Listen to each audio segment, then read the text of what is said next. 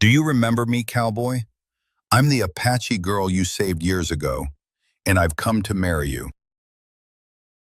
Before we dive into the story, don't forget to like the video and tell us in the comments where you're watching from. Late summer settled over the outskirts of Broken Mesa with a heavy, unmoving heat that made the land feel hollow and tense. Dust clung to every surface, fence rails, boots, tools, and the only sound for most of the morning had been the dull thud of Clint Mercer's hammer, striking new cedar posts in the ground. He worked alone, shirt unbuttoned at the top to ease the heat, sleeves rolled up to the elbow. Sweat darkened the fabric across his shoulders, and the muscles in his arms tightened with each swing. Clint, 37, had spent the last 5 years shaping this unfinished homestead. He cleared the ground by hand, cut the wood himself, hauled water from a shallow creek half a mile away. His life now was simple, predictable, and always quiet. After leaving his work as a scout, after the raid near the sandstone cliffs that haunted him, he avoided crowds, towns, and anything that carried the weight of other people's judgment. He carried enough of his own. He didn't talk about the night he dragged a small Apache girl from under a fallen pine while men fired rifles over their heads. He didn't talk about how she trembled in his arms or how she clung to his shirt. He didn't talk about the ones he couldn't save. He tried to bury all of it under fences, tools, and long days, but some memories refused to fade. He crouched to check the lower section of the fence and felt a familiar tightness in his chest. He had barely slept. The heat made it worse. His hands were stiff from work, and his thoughts drifted in ways he didn't like. He brushed the dirt from his palms and reached for the canteen hanging from the post. When he lifted his head, something shifted in the far distance. A figure stood on the ridge overlooking his land. He froze in place, water halfway to his mouth. He had lived out here long enough to recognize the difference between a passing traveler and someone who had been watching for a while. The person on the ridge wasn't moving. The stillness set off a quiet alarm inside him. Years of scouting had trained him to pay attention to that type of silence.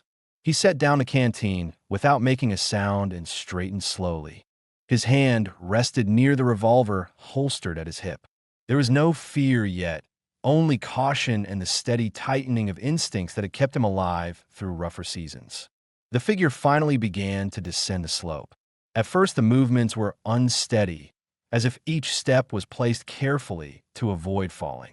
By the time she reached the bottom of the ridge, Clint could see she was a woman, young, exhausted, and dangerously close to collapsing. Her deerskin dress was torn along the neckline, stretched in a way that revealed the line of her cleavage and the bruising near her ribs. Dirt streaked her legs. Her hair, long and braided with feathers and leather strips, stuck to her cheeks. She carried herself with a strained determination, but her legs trembled with each step. Clint moved closer, not drawing his gun, but keeping his mind alert. He counted her breaths, shallow and uneven. He noted the dark marks on her wrists, raw, stiff, clearly caused by restraints. He scanned the ridge behind her, making sure no one followed. She stopped 8 feet from the fence, gripping the top rail to steady herself. Her breathing came fast, almost panicked, but she refused to look away from him. Her lips parted, and her voice broke on the first word. "Do you recognize me, cowboy?" Her question struck something deep inside him. He studied her face carefully, forcing his mind to make sense of the exhaustion, the bruises, the torn clothing. Her eyes, dark, alert, full of pain she tried to hide, pulled a memory from the back of his thoughts. A crying child pinned beneath a burning pine. Tiny hands gripping his neck. The sound of her sobbing against his chest. His heartbeat sped up, not from fear, but from sudden recognition. "I've seen you," he said, his voice low. "Years ago, near the cliffs." Her shoulders shook slightly from the effort of standing. She swallowed with difficulty. "I'm the girl you saved that night," she said. "My name is Tala." He felt a cold weight settle in his stomach. She wasn't a child anymore. She was a woman now, grown, strong in posture, but clearly worn down by hunger, sun, and fear. She looked like she had been pushed far beyond her limits. She lifted her chin with effort, tried to maintain her dignity, despite her condition. "I came here because you were the only one who ever helped me," she said. I followed what I remembered. "I thought maybe you were still alive." Clint glanced again at her bruised ribs, at the torn stitching around her waist, at the thinness of her breaths. "What happened to you?" he asked quietly. Her jaw tightened. Shame flickered across her face. "My tribe split after fighting," she said. "Some men took me. They wanted to sell me. I escaped 3 nights ago. I ran through the canyons. I hid in dry creeks. I didn't sleep. I didn't stop." Her voice cracked. "I didn't want to die alone in the dust." Her knees buckled. Clint caught her before she hit the ground. His arms wrapped around her waist and shoulders, stabilizing her as she leaned heavily into him. Her breath brushed his neck, warm and quick. Her trembling body pressed against his chest, and he felt her ribs expand unevenly. Tala clutched the front of his shirt, not in fear, but because she had no strength left. "I'm not leaving you out here," he said, the decision forming faster than he expected. She tried to speak again, but the words came out weak and quiet. "I told myself, if I reached you, you would not turn me away." Clint lifted her into his arms in one smooth motion. She let out a soft sound, half relief, half exhaustion. Her torn dress shifted as he carried her, exposing the curve of her thigh through a split seam. He didn't comment. He focused on her breathing, making sure she didn't fade out. Her head rested lightly against his chest. She smelled of dust, sweat, and smoke from long journeys. He felt the fragile strength still left in her, the stubborn will that had pushed her across the desert alone. As he stepped through the open doorway of his cabin, he felt the old, familiar tightness in his throat, the mixture of protectiveness, anger, and guilt he had avoided for years. He set her carefully on the edge of his cot. She tried to sit straight, but her arms shook. Her eyes searched his, waiting for him to decide her fate. Tala whispered, voice barely audible, "I came to marry you because I have no one. You were the only person who chose to save me. I chose you because I remembered your kindness." Clint stood still, breathing slowly, sorting through the weight of her words. He didn't know how to answer her yet. He didn't know what this meant for the life he had built. But he did know one thing with absolute certainty. He would not let her suffer again. He would not let anyone take her. He would not send her back into the heat. And for the first time in years, he felt the quiet, unsettling shift of something changing inside him, an old part of himself waking up again. Clint stayed silent for several seconds, letting Tala's words settle in the room. Her breathing was shallow, her hands trembling where they rested against the blanket. Dust clung to her skin, and the torn edges of her dress hung loose around her waist. He could see she was fighting to stay upright, but pride kept her from collapsing entirely. He stepped closer and knelt in front of her, not reaching out right away. He needed to understand her condition fully, what she had been through, how far she had traveled, whether she was hurt in ways she wasn't admitting. She avoided his eyes at first, as if worried she had already asked too much of him. "Can you lift your arms?" he asked quietly. She hesitated, then raised them slowly. The movement exposed the raw skin around her wrists clearly in the lantern light. The skin was rubbed nearly open in places, marks left by rope, not by accident. She tried to lower her arms again, but the pain sharpened and a small, involuntary sound escaped her throat.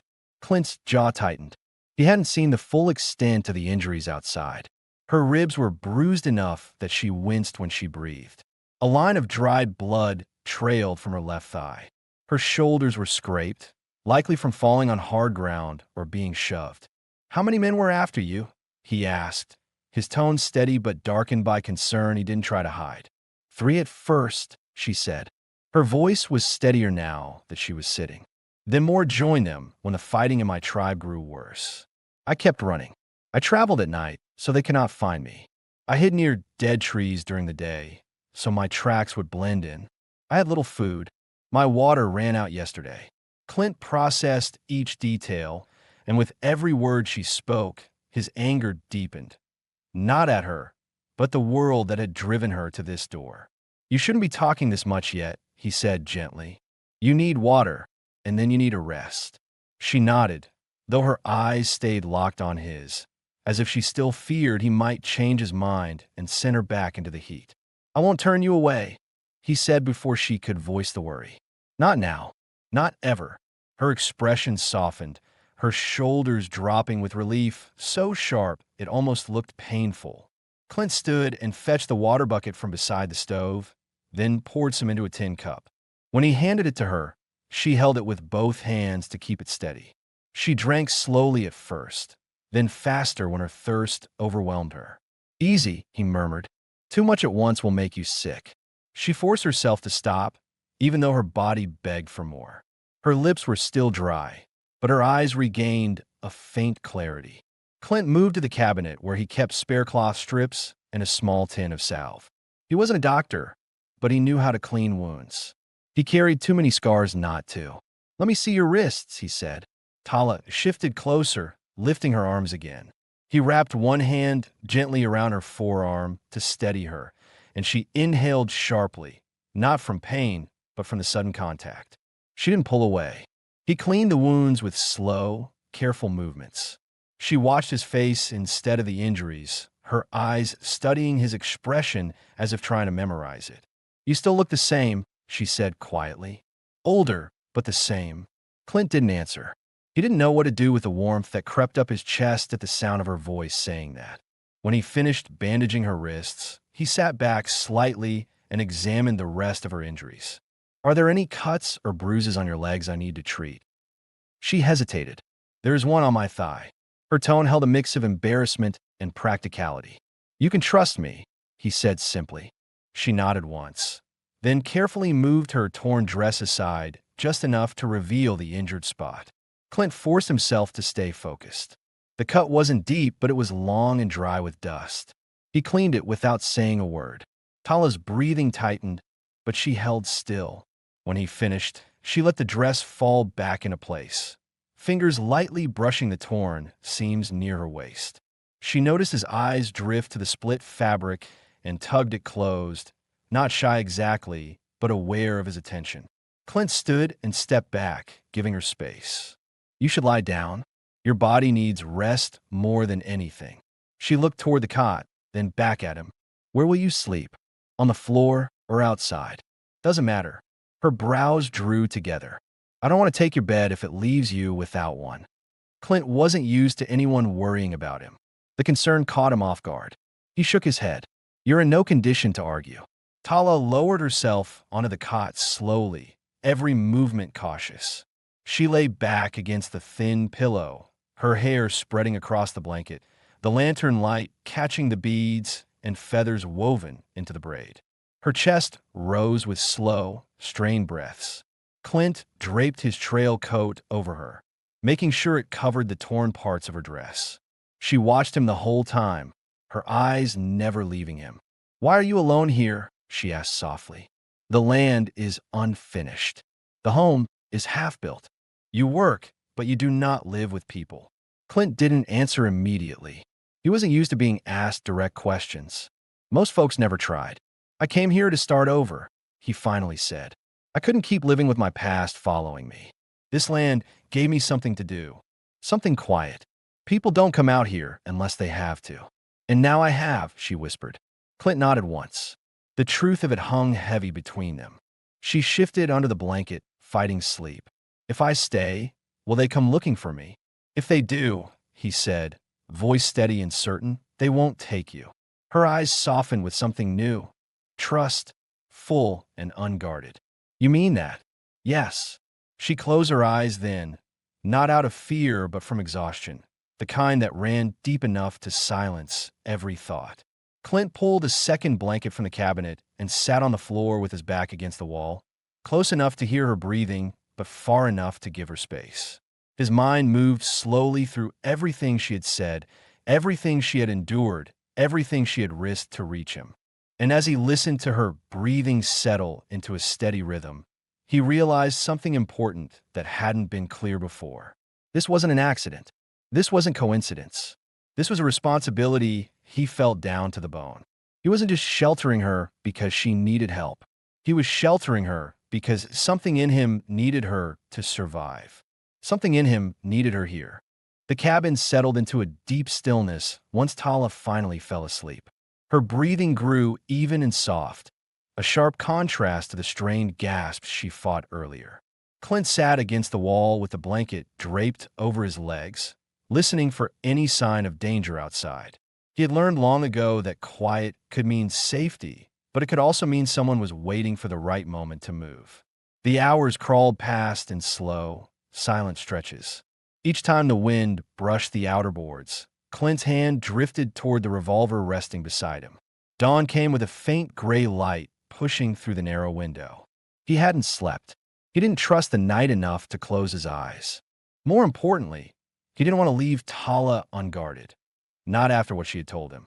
When she stirred on the cot, he shifted so she wouldn't be startled. Her eyes opened gradually, adjusting to the dim light. For a moment, she stared at the ceiling, disoriented, until she remembered where she was. Her gaze moved to Clint on the floor. "You stayed awake," she said quietly, voice rough from sleep. "I wasn't tired," he answered, though he knew she saw through the lie. She pushed herself up with care, palms pressing into the thin blanket. Her movements were slower today, but more controlled than the night before. The color had returned faintly to her skin, though the bruises remained dark along her ribs. She adjusted the loose edges of the trail coat he'd placed over her and looked around the room as if taking stock of everything she had missed in her half-conscious state. His tools in the corner, the unfinished frame of the second wall, the small stove still warm from the embers inside. "What happens now?" she asked. Clint didn't answer immediately. He stood, poured her a cup of water, and handed it to her before speaking. "Now I make sure no one is nearby. Then we figure out what you need to heal." She drank slowly, eyes fixed on him. "You think they followed me?" "Men who hunt someone don't stop because the trail gets long," he said. "If any of them had horses, they could be miles away or right over the next ridge. I need to check." Tala tightened her fingers around the cup. "If you go, will you come back?" Clint paused. The question held fear she couldn't hide. He wasn't used to anyone relying on him. He wasn't used to anyone expecting him to return. "Yes," he said firmly. "I'll come back." That reassurance eased the tension in her shoulders, though her breathing stayed uneven. Before stepping outside, Clint placed the rifle near the door and checked the rounds. He scanned her again, making sure she had enough water and that she could stand if she needed to escape. "If you hear anything that doesn't sound like me," he said, "take the pistol under the cot. You don't hesitate. You pull the trigger." She nodded but then hesitated. "You're risking yourself for me." "That's not new," he said, pulling the door open. "I did it once before." The remark stunned her for a moment, but he didn't wait for a response. He stepped outside, letting the door close behind him. The early light spread across the dry land, revealing the stretch of open ground around his homestead. Clint moved quietly, checking for signs of recent tracks. He circled the fence line, then climbed the ridge Tala had come down the day before. Nothing fresh. No footprints. No scuffed dirt. Whoever had been after her either didn't follow this far or lost interest after failing to locate her trail. Still, something bothered him. Tala had traveled for days, wounded and alone, yet reached him without collapsing sooner. She must have passed places where help could have been found. Small ranches, abandoned camps, maybe even travelers near the creek road. She hadn't stopped for anyone else, which meant she had truly come here with purpose, not desperation alone. When Clint returned to the cabin, Tala was sitting upright, blanket around her shoulders. She tried to stand when he entered, but stopped when the bruise on her side tightened. He crossed the room quickly and helped her sit back. "You shouldn't push yourself," he said. She held onto his forearm lightly, grounding herself. "Did you see anything?" "No tracks. No smoke. No signs anyone came through last night." She nodded, relief softening her features, though her eyes carried the weight of another worry. "What is it?" he asked. "There is something I didn't tell you," she said. Clint braced himself. "Go ahead." "When my tribe broke apart, some of the men blamed me. They said I caused trouble by refusing to go with the ones who wanted to sell me. They said I disrespected them. The men you asked about, they weren't just hunters." She swallowed. "One of them was a man who used to promise he would take me as payment for debts. When I escaped, He swore he would bring me back no matter how far I ran. Clint's expression changed instantly. His jaw stiffened, his posture straightened, and something cold settled into his eyes. He won't have you. He is dangerous, Tala said. He leads others. He hurt many people before. He won't get near this land, Clint said. Not while I'm here. She looked at him for a long moment, searching his face for doubt. Finding none, she continued. I didn't come only because I remembered you saved me. I came because I thought you were strong enough to keep him away. You were right, Clint said. Tala glanced toward the small window, then back at him. If he finds this place, he'll bring more than 2 or 3 men. Clint's voice remained steady. Then we prepare. If he comes, we handle it. If he doesn't, you stay until you're healed and safe. A silence grew between them. Not uncomfortable, but tense with unspoken fears. Then Tala asked something Clint had been expecting since the moment she arrived. Do you still remember what I looked like that night? Yes, he said without hesitation. What do you remember? The fear in your eyes, he said. The way you held on even though you couldn't speak. The way you trusted me even though you didn't have a reason to. Her breath caught slightly. I was a child then.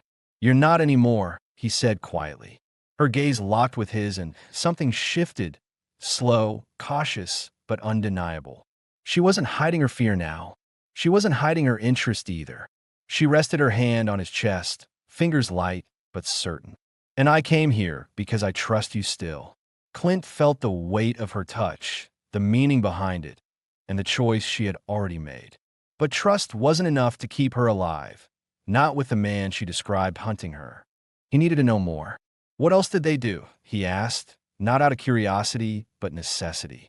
I need to understand everything if I'm going to protect you. Tala looked down at her hands. When she spoke, her voice was steady, but her eyes carried the pain she had endured. I was kept tied for 2 days before I escaped. I was pushed into the dirt. They tore my dress when I fought. I thought I would die before I reached anyone. Clint's breath tightened. She had survived more than he could have imagined. You're safe now, he said, voice quiet but firm. I'll keep you here. No one touches you again. Her shoulders relaxed for the first time since she woke. That promise meant something to her. More than food, more than shelter, more than distance from the men behind her. Clint pulled a stool beside the cot and sat so she didn't have to lift her head. You need more rest. Today we stay inside.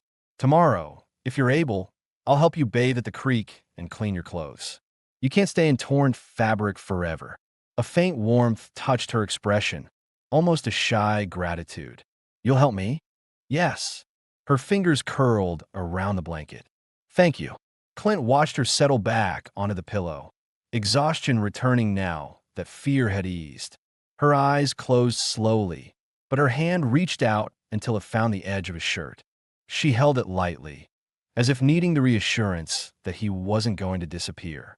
He didn't move, and as she drifted back to sleep, Clint finally allowed himself one thought he hadn't admitted before. Tala wasn't just someone he rescued. She was someone he couldn't lose. When Tala woke again, the sun had climbed high enough to warm the wooden boards of the cabin wall. Clint had stepped outside at some point because the air carried a faint trace of cut cedar drifting through the open window. She pushed herself up slowly, testing her strength. Her ribs still hurt, but the sharpness had dulled. Her wrists throbbed under the fresh bandages, yet the pain felt manageable. More importantly, her mind felt clearer now that sleep had burned off the panic she carried the night before. She looked around the room, taking in the details with new awareness. Clint's tools were organized in neat rows on a shelf he'd built himself. His bedroll lay folded near the door. A half-finished wooden chair sat in the corner, sanded smooth but missing one leg. A small tin was set on the table beside her. Roots, herbs, salve, and a folded cloth. She realized he'd prepared all of it while she slept. The door lifted slightly, and Clint stepped inside, carrying an armful of chopped wood. His shirt sleeves were rolled up, his jaw unshaven, and his eyes alert but softer than earlier. When he saw her awake, he set the wood down and walked toward her. You look stronger, he said, his tone calm but attentive. I feel better than yesterday, she answered. My head is clear. Clint sat on the edge of the table, studying her face. She noticed the subtle shift in his posture, relieved but still guarded, as if he expected danger to return at any moment. "I checked farther out this morning," he said. "No tracks, no smoke, no sign of anyone riding through the lower valley. That eased one fear, but not the deeper one. If he's still after me," she said, "he won't give up so easily." Clint nodded. "Which means we use every hour to prepare." Tala watched him tighten a strap on his holster. His movements were careful, precise, the habits of a man who had lived through too many fights. Something about the way he checked each detail told her he knew exactly what he might face. "What will you do if he comes?" she asked. "Whatever I have to," Clint said. "I won't let him near you." The words were simple, but they carried a certainty she had never felt from anyone else. She felt warmth rise inside her, comfort mixed with gratitude, and something more complicated she wasn't ready to name. He stood and pulled a small wooden bowl from a shelf. "You need food. Something warm. It'll help your strength." She watched him ladle stew into the bowl. The smell of beans, dried meat, and sage filled the room. She realized he had cooked it earlier, likely before she woke, thinking ahead without telling her. When he handed her the bowl, she ate slowly, savoring each bite. Her stomach protested at first from eating too fast, but the warmth steadied her. Clint pulled the stool beside her again, the same one he used the night before, and sat with one knee bent. "There's something I didn't ask you yet," he said, voice lower. "I didn't want to push you when you first arrived." Tala paused, spoon halfway to her mouth. "Ask," she said. "How long were you tied?" He asked carefully. "I need to know how weak your muscles still are. If you lose balance or feel dizzy, you tell me." She looked down at her wrists. "2 nights," she said. "They tied me to a post. I got free on the 3rd morning when they were arguing. I cut the rope on a sharp stone and ran." Clint exhaled slowly. His expression darkened in a way that wasn't anger alone. It was something deeper, like guilt for not having found her sooner. "Did you rest at all after escaping?" "No," she admitted. "I was afraid they would catch me if I stopped." Clint leaned forward slightly. "Then we take today slow.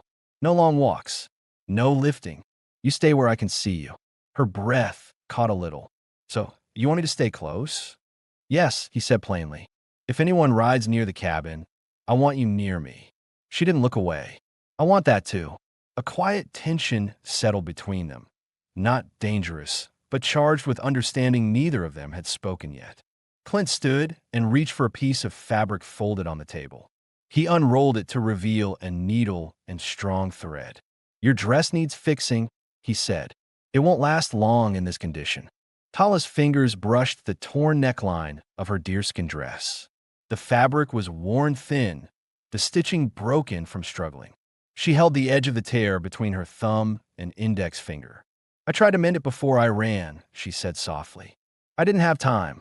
"I'll patch the sides," Clint said, "but the chest stitching, you might want to do that yourself, if you're comfortable." Her cheeks warmed, but she nodded. "I can do that." He set the items on the table between them, giving her space. She lifted the blanket from her lap and started examining the damaged areas. Clint pretended to check the firewood, but Tala caught him glancing at her from the corner of his eye. Quick looks he tried to hide, but couldn't fully suppress. She threaded the needle slowly, her hands steadier than the night before. As she repaired the neckline, she noticed Clint's silent attention each time the blanket slipped down her shoulder. His gaze wasn't crude, just cautious, drawn in despite himself. "You don't have to look away," she said gently, surprising herself. Clint froze slightly, then met her eyes. "I'm trying to be respectful." "I know," she replied. Her voice turned softer. "I trust you." The simple words lingered between them. Clint cleared his throat and stood. "When you finish, I'll take you to the creek to wash. The water's shallow today. I'll keep watch so you don't worry." Tala nodded. "I want to feel clean again." "You will." Before they stepped outside, Clint checked the horizon once more. The sky was wide and clear. No dust trails. No riders. He motioned for her to follow him, but stayed close enough that she could lean on him if her legs failed. The walk to the creek was short, but Tala felt her steps weaken near the end. Clint placed his hand lightly at her waist. Not possessive, not hesitant, just supportive. Her body steadied instantly at his touch. When they reached the water, Clint pointed to a smooth rock near the edge. "Sit there. I'll stay right here with my back turned. No one comes near this creek without me hearing it." Tala knelt by the water, dipping her hands in first. The cold made her gasp quietly. She removed the trail coat and laid it on a dry patch of grass. Her reflection in the water showed a woman who had survived more than she wanted to admit. Dust on her cheeks, bruises on her ribs, hair tangled from days of running. As she cleaned herself, Clint stood guard a few steps away, back turned exactly as promised, but ears alert for every sound.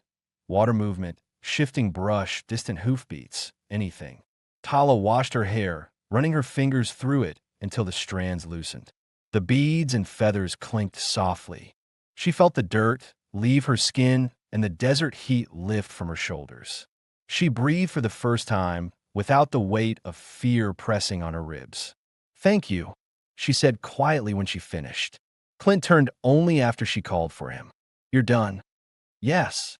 His eyes flicked over her quickly, not lingering, just checking to make sure she was steady. "Let's get you back.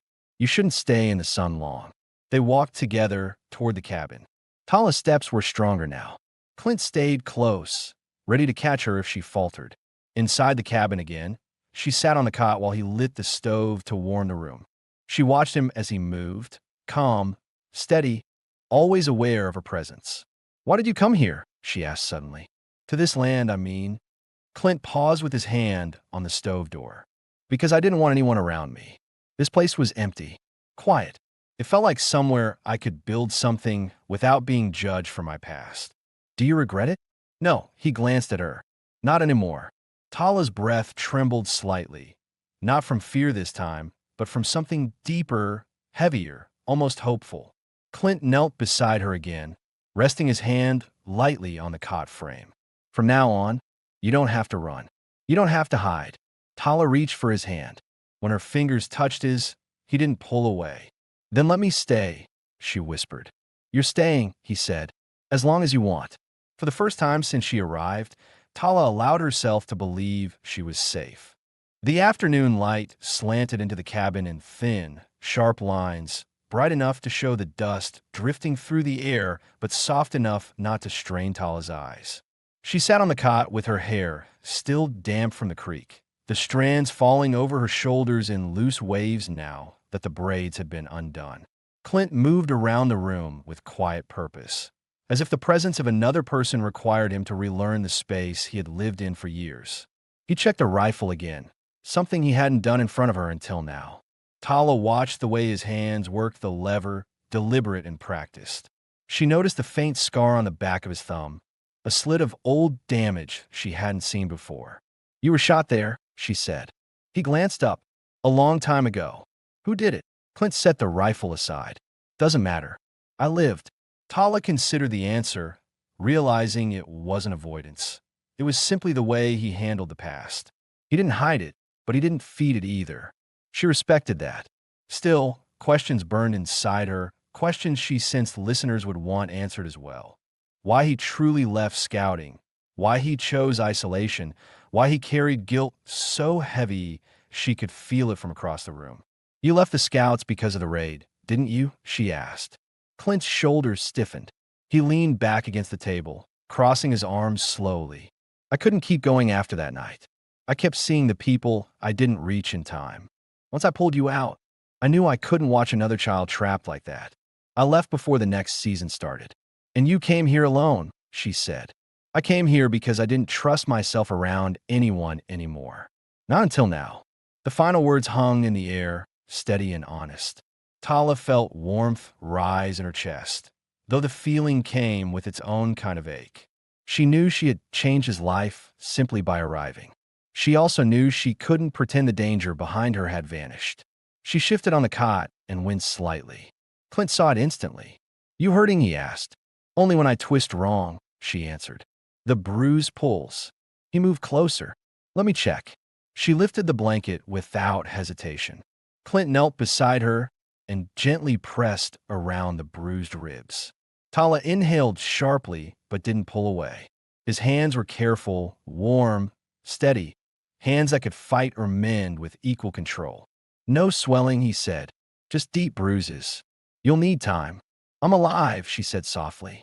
Time is enough. Clint looked at her as if seeing the strength behind her exhaustion for the first time. He touched the blanket, pulling it higher around her shoulders. The gesture was simple but carried weight. Respect, protection, something deeper he wasn't ready to name but couldn't deny. Are you hungry? He asked. Yes.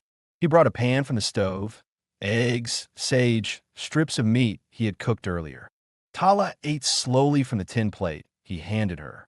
Between bites, she studied him again, realizing something else needed to be addressed. Something she hadn't dared ask before. What will you do if the man who hunted me finds this place? She asked, her voice steady. Clint didn't rush his answer. He leaned against the wall, crossing his arms. I'll handle him before he gets within shouting distance. He'll bring others. I've dealt with worse. Tala swallowed. I don't want you killed because of me.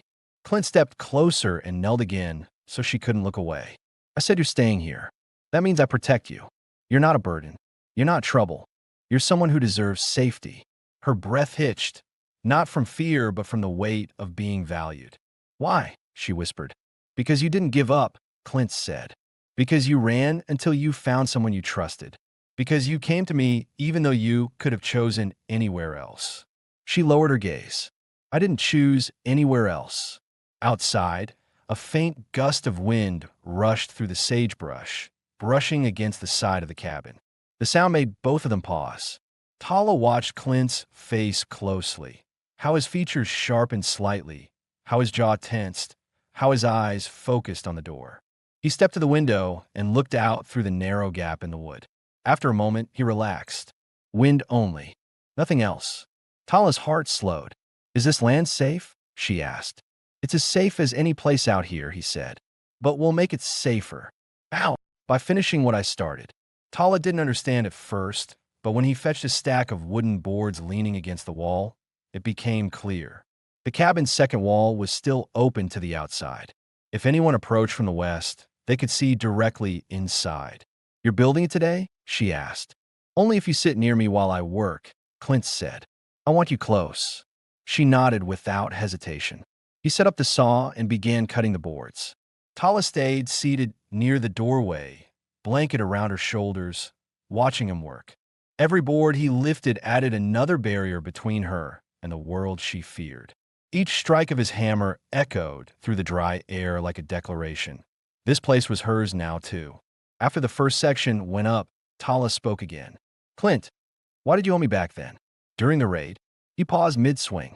Because you were screaming for help and no one else reached you in time. Is that the only reason? He lowered the hammer. No.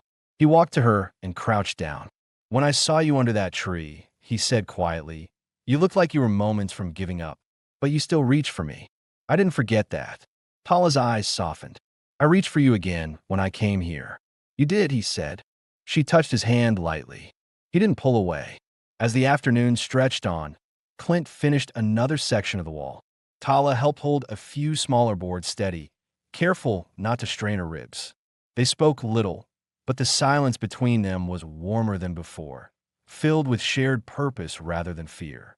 When the sun dipped lower, Clint carried a bucket of water from the creek and set it beside the stove. You need to drink and rest again, he said. Tala drank, then sat back on the cot. Her body was tired, but her mind no longer felt clouded. She watched Clint move across the room, strong, steady, focused, and felt the quiet certainty that she had chosen the right place to come. Before she lay down, she asked one final question, one that hadn't been addressed in any earlier chapter. Clint, when I said I came to marry you, what did you think? He stopped halfway across the room. The question struck him harder than she expected. He turned slowly, meeting her eyes with a seriousness that made her heart tighten. I thought you were desperate, he said. But now, I know you weren't. Then what was I? A woman who remembered the only person who ever protected her. And now, she whispered. Now, Clint said, walking toward her with calm certainty. You're someone I'm not letting go. Tala's breath trembled with quiet relief. For the first time since the long journey that nearly killed her, she closed her eyes without fear. Tala woke to the low sound of wood being split outside, a rhythm steady enough to reassure her that Clint was close, but sharp enough to remind her that he was preparing for something more than just firewood. Morning sun filtered in through the newly built section of the wall, the fresh boards still carrying the scent of sap. She pushed herself upright slowly, taking care not to strain her ribs. Her body felt stiff, but the deep pain from earlier days had softened into something she could manage. She stood for the first time without help, testing her balance carefully. Her legs trembled at the start, but strength returned with each breath. Clint's trail coat slipped off her shoulders as she moved, and she caught it before it fell. The fabric smelled faintly of him, dust, cedar, and smoke. She folded it gently and placed it on the stool. She stepped to the window, lifting the curtains slightly. Clint was outside with an axe in hand, splitting thick cuts of mesquite into smaller pieces. His back flexed with each swing, muscles tightening under the fabric of his shirt. He paused now and then to scan the horizon, checking for movement only he might notice. She studied his face as he worked, focused, stern, but calm in a way she hadn't seen in years past. She stepped outside quietly, the warm air settling around her. Clint noticed her immediately and lowered the axe before she could speak. "You shouldn't be walking around without me nearby," he said. His tone wasn't scolding, just protective. "I'm all right," she replied. "Better than yesterday." He set the axe aside and walked toward her. "Your balance still needs time." Her lips curved slightly. "You watch everything. That's how I keep us alive." Tala stood a few feet from him, letting the silence settle for a moment before asking a question that had lingered since the creek. "Did you build all of this alone?" "Every board," he said. "Every post. Every ditch I dug. Why no partner? No family? Nobody helping?" Clint looked off toward the open land stretching beyond the property line. No one wanted to live with a man who walked away from the world. She stepped closer. "You didn't walk away. You were chased by the guilt you carried." Clint's jaw tightened, and Tala wondered for a moment if she'd pushed too far. But he answered with surprising clarity. "Maybe, but distance felt safer than talking. Safer than explaining why I couldn't stay around people anymore." You didn't fail them," she said. "You saved me." Clint met her eyes. The emotion there wasn't pride, just recognition. Something shared. He motioned to a small pile of milled planks beside the cabin. "Those are for the shutters. If your hunters come back, I don't want them seeing inside." Tala knelt beside the boards, running her fingers along the cut edges. "You've been planning how to keep me safe since the moment I arrived." "Yes," he said simply. She lifted her head. "Even though I brought danger to your door, you brought purpose to it too." Her breath caught. She didn't know what to do with the warmth that spread through her chest, steady and grounding. Clint crouched beside her, close enough that she could feel the heat from his body. "There's something else we need to talk about," he said. Her pulse quickened. "What is it?" "When you told me about the man hunting you, you didn't mention how far ahead of him you got. If he followed your tracks for days, he may not know you came this direction. But if he finds the canyon trail, he'll realize you aimed for these lands." Tala swallowed. "He knows my habits. He knows I always run toward water or shelter." "There's one creek system leading south," Clint said, which means he could guess this region. She understood then why Clint had been checking the horizon every few minutes. Not paranoia, strategy. "What do we do?" she asked. "We finished the shutters today," he said. "And I moved the horses farther from the house so the smell doesn't give us away. Then I want to teach you how to load the rifle properly. Just in case. Will you be angry if I say I've never fired one?" "No," he said. "I'll be angry if you try without me teaching you." Tala stood with care, and he steadied her with a hand at her waist. She leaned into the touch for a moment longer than needed. Clint didn't step back. "Before we begin anything," he said, shifting his hand slowly away, "tell me if you feel dizzy." "I don't," she said. "I feel strong today." He nodded and walked toward the shutterboards. She followed, moving at his pace. As he showed her how to hold the rifle upright, Tala realized something missing from earlier chapters, something anyone listening to their story would wonder. She looked at him with earnest curiosity. "Clint, when I left my tribe, I didn't bring anything. No knife, no food, no blanket. But you found me wearing this dress. Why didn't they take it? Clint paused. The question was simple, but it revealed something deeper. They didn't take it because they didn't see your worth beyond what they wanted, he said. People like that don't understand value outside of control. Tala absorbed his words, feeling the sting of truth, but also the comfort in being understood. You see my worth. He adjusted her grip on the rifle, his fingers brushing hers. Yes, he said, I see it clearly. Her heart tightened at the certainty in his voice. They spent the next hour practicing the basics: how to load a round, how to rest the butt of the rifle against her shoulder, how to brace her stance. Clint corrected her movements gently, guiding her hands, shifting her elbow with warm, steady touches that made her breath catch in quiet moments. When she managed to lock the lever back without flinching, Clint nodded once. A small gesture, but Tala felt pride rise through her. You're learning fast, he said. You're a patient teacher. She lowered the rifle and watched him collect the tools for the shutters. But then something unexpected happened. A faint sound traveled from the ridge to the west. Not the wind, not an animal.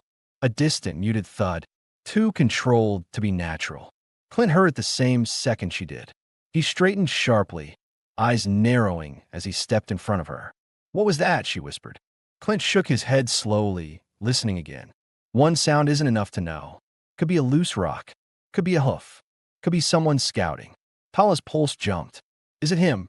Clint's voice lowered, calm but deadly serious. I don't know yet, but we're not taking chances. He guided her back toward the cabin with a steady hand at her back.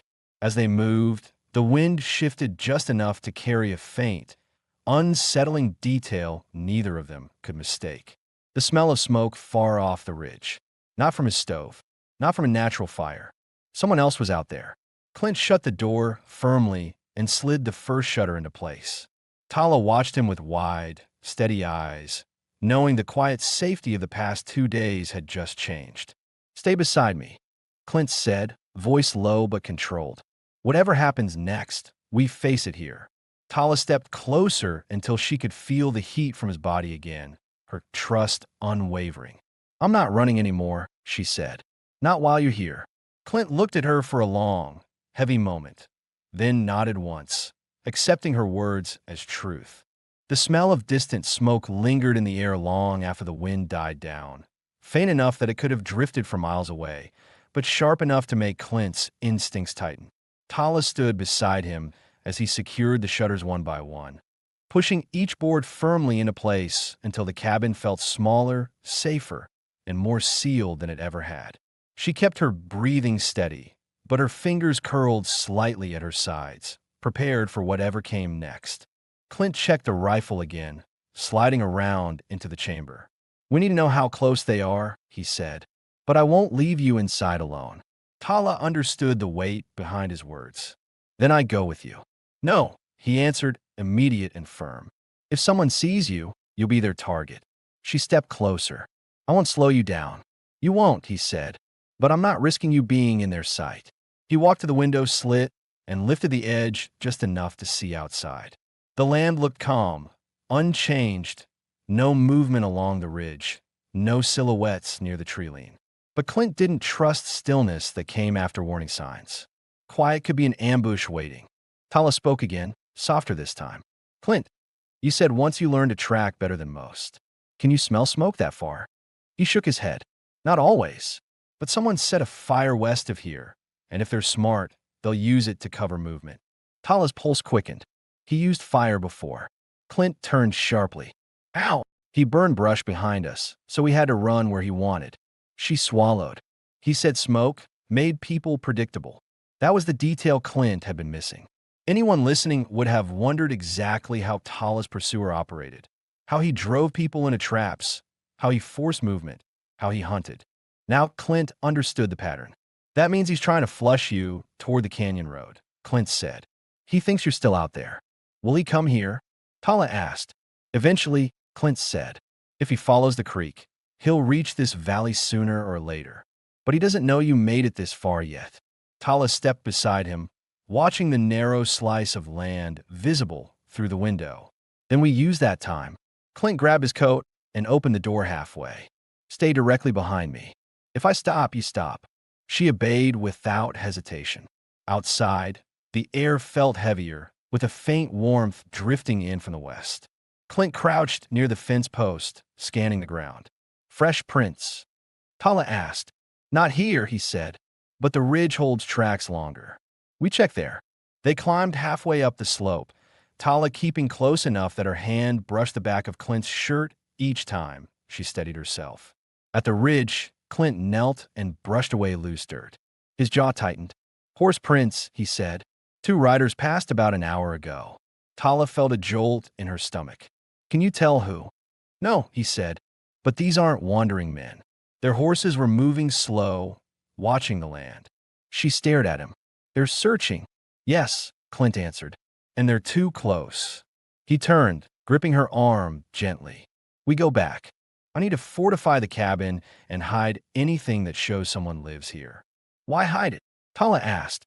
"So they don't know how many people they're dealing with, or how prepared we are." Back at the cabin, Clint moved fast, pulling extra sacks over the windows, damping the stove fire so no smoke rose from the chimney, dragging brush along the path to disguise footprints. Tala helped, gathering blankets, tucking supplies beneath the cot, and checking the pistol Clint had taught her to load. "You're calmer than I expected," Clint said when she finished. "I've been hunted before," Tala replied. "I know fear. This time, I know you'll fight for me." Clint stepped closer, his voice low. "I will. But you need to listen to me no matter what. If I tell you to hide, you hide. If I tell you to run, you run. I won't run without you." Clint hesitated, then placed a hand on her cheek. "Then I won't tell you to run." Tala leaned into his touch, breathing in the closeness. For a moment, danger felt distant, replaced by the strange safety of being held. A faint sound cut through the quiet, dirt shifting outside, light but deliberate. Clint's hand dropped immediately. He motioned her behind the table. "No sound," he whispered. Tala moved silently, gripping the pistol with both hands, bracing herself the way he taught her. Clint repositioned himself near the window, barely lifting the edge of the shutter. A shadow moved near the outer fence. Then another. Two riders. One scanned the cabin. The other studied the ground. They weren't passing through. They were hunting. Clint lowered the shutter and looked at Tala. His voice was steady, calm, absolute. "They found the valley," he said. "But they haven't found you. Not yet." Tala's heart thudded hard, but her voice didn't shake. "What do we do now?" Clint checked the rifle's chamber. "Now," he said, eyes narrowing with focus, "we wait for their next mistake." And for the first time since her escape, Tala didn't fear waiting. She feared what Clint might do if those men came closer. The two riders circled the far edge of the property for several minutes, slow and deliberate, their silhouettes shifting behind the sagebrush like predators testing the edges of a trap. Clint kept his eye against the narrow gap in the shutter, breathing evenly, studying every move they made. Tala crouched behind the table, pistol braced in her hands. She watched Clint more than the window, trying to read his jaw, his shoulders, his breath, anything that might hint at how much danger they were in. One rider leaned forward in his saddle and pointed toward the creek. The other nodded, guiding his horse westward. They were looking for tracks, for any sign of someone taking shelter nearby. After a tense moment, both men disappeared behind a ridge. Tala whispered, "Are they gone?" "For now," Clint said, "but they'll circle back." She tightened her grip on the pistol. "Can we stop them?" "Yes," he said, "but only if I understand what they want." She swallowed hard. There was something she hadn't told him yet, something she'd feared saying out loud because of what it meant. "Clint, there's a reason he follows me. The leader. The one who swore he'd find me." Clint turned his head slightly, eyes sharp. "Why?" "He wants to claim me," Talis said. "Not to marry or protect. To show he can take whatever he wants. The others follow him because they fear him." Clint's face hardened. "What's his name?" "Ruin." He didn't recognize the name, but the hatred in her voice made his stomach tighten. "Did he see you escape?" "Yes. He tried to stop me. I left a mark on his face. He'll never forget it." Clint nodded slowly. "Then he'll come himself. Men like that don't let others finish their work." Tala moved closer, lowering her voice. "He thinks he owns everything he touches. When I ran, he said he'd break any man who tried to protect me. Clint checked the rifle. He hasn't met the right man yet. She exhaled shakily, not from fear this time, but from the certainty in Clint's voice. What if he brings many? Then we plan for many, Clint said. He stood and began clearing the inside of the cabin, moving crates, dragging a chair aside, shifting tools into the corner. Tala watched him create space along the western wall, space with a purpose she didn't yet understand. What are you making room for? She asked. A fallback line, he said. If they force their way inside, I need a clear path between us so you're never caught in gunfire. Tala's pulse jumped. You think they'll try to break in tonight? No, Clint answered. Men who scout during daylight usually wait until dawn or dusk. But Ruin, he might not wait. She shifted uneasily. Why would he come so soon? Clint moved to the window again. He's impatient, and he's angry. He wants to prove no one can take from him. Tala stepped closer behind him. Then tell me what I do. Clint turned to her, placing his hands on her shoulders. If they come while I'm outside, you stay inside and fire only if someone tries to enter. If they come while I'm inside, you stay behind me. If I fall, she pressed her fingers to his lips. Don't say that. He held her wrist gently. I need you to know the plan. I won't let you fall, she said, voice trembling. We don't get to choose, he told her softly. We can only prepare. She looked down at his chest, seeing the tension in his muscles, the weight of responsibility he carried alone. Her voice lowered. Clint, I don't want you dying for me. I'm not planning to die, he said. But if someone comes here to take you, I'll stop them, no matter what it costs. Her eyes filled, anger, fear, gratitude, all tangled together. You can't be the one to protect everyone forever. I'm not protecting everyone, he said quietly. Just you. The truth slid between them like a shift in the world. Before either could speak further, a faint metallic sound echoed from the distance. Iron striking stone. Clint snapped his head up. Someone's there, he whispered. Tala grabbed the pistol without hesitation. Clint motioned her to the far corner. Stay low. He moved to the window again. This time, the riders weren't searching. They were signaling. A third figure appeared behind the ridge, leading a horse with a rope. A heavy blanket covered something on the saddle. They brought supplies, Clint muttered. They're planning to stay nearby. Tala stiffened. Why would they stay? Because they think you're close, Clint said. They're building a camp. Her stomach twisted. How many? 3 that I can see, Clint answered. But Ruin could be with them. He might be watching from the shadows. Tala's breath caught. He watches from the dark. Always. Clint lowered the shutter. I need to get closer. I need to know how many total. I'll go at dusk. Tala stepped forward sharply. No, it's too dangerous. I'll be careful, he said. I'll stay downwind, out of sight. She grabbed his arm. If he sees you. He won't, Clint said. He's looking for you, not me. Tala shook her head. He looks for anything that threatens him. He won't hesitate. Clint cupped her cheek, gentler than the words he spoke. I'm not leaving you. I'm gathering information so we know what we're facing. Tala pressed her forehead to his chest. Promise me you won't go too close. He held her firmly. I promise. She breathed in the steadiness of him, the assurance, the warmth, the unspoken vow she felt every time he touched her. When she looked up, her voice carried something deeper. If you don't come back, I lose everything again. He brushed his thumb across her cheek. I'm coming back. She let out a shaky breath. Then I'll wait at the door. Clint nodded and reached for his coat. The sky outside darkened as the sun dropped behind the mesa. Tala watched him check the rifle one last time, feeling the weight of what the next hour could bring. Before he stepped out, she took his hand. Clint, if anything happens to you, I'll never forgive myself. He pulled her into a brief, grounding embrace. Nothing is happening to me. He stepped back, eyes locked on hers. Stay alive, she whispered. I will, he said, because I'm coming back to you. Then Clint slipped out the door, silent as a shadow, leaving Tala in the dim cabin with a pounding heart, the pistol in her hands, and the terrible knowledge that everything now depended on the man who walked into the dark alone. Dusk settled in fast, turning the land into long shadows and muted colors. Tala stood at the door exactly where she promised she would, her fingers tight around the pistol Clint had shown her how to use. She couldn't see him anymore. He had moved beyond the ridge, silent as dust, but she kept her eyes locked on the path he took, refusing to blink for too long. Every rustle of brush, every shift of wind made her tense. She had never waited for anyone with this kind of fear before. Minutes stretched, then more, long enough that her thoughts spiraled toward what-ifs listeners would demand answers for. Had he been caught? Had he run into ruin? Had something happened he didn't foresee? She forced herself to breathe slow, to remember his promise, but her pulse wouldn't calm. Then she heard a faint step behind the cabin, not from the ridge, from the opposite direction. Her breath froze.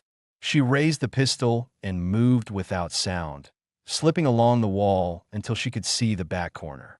The air held a different tension here, a stillness heavy enough to warn her someone waited. A voice drifted out, low and unfamiliar. "Girl, I know you're close." Tala's stomach dropped. Ruin. He had flanked the ridge and come around from the south, moving quietly enough to avoid Clint entirely. She pressed herself against the wall, heart pounding at a speed that made her ribs ache. She listened carefully.